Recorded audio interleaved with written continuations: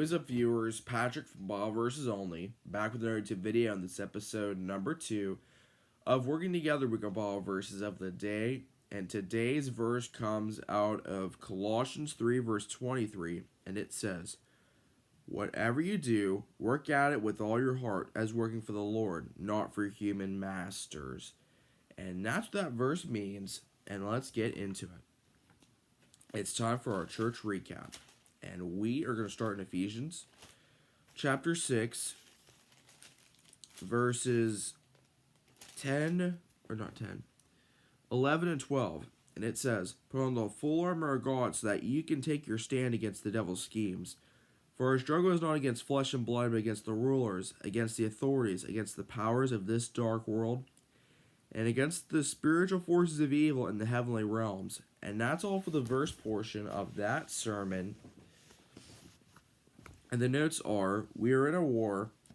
We are in a battle like never before. We need to wake up. We need to put on the armor of God, put on Jesus Christ, put on his righteousness and holiness, put on his word, stand by what he has said, and you are a child of God. Now we're going to get to what Rob preached about yesterday. And going back to Colossians chapter 1, verse 29, and it reads, "To this end I strenuously contend with all the energy Christ so powerfully works in me." So powerfully works in me. And now we're going to go to the book of John, John 15, verses 1 through 7. And it says, "I am the true vine, and my Father is the gardener. He cuts off every branch in me that bears no fruit, while every branch that does not bear fruit he prunes, so that if it will be even more fruitful. You are already clean because of the word I have spoken to you. Remain in me as I also remain in you. No branch can bear fruit by itself, it must remain in the vine. Neither can you bear fruit unless you remain in me." We're not skipping.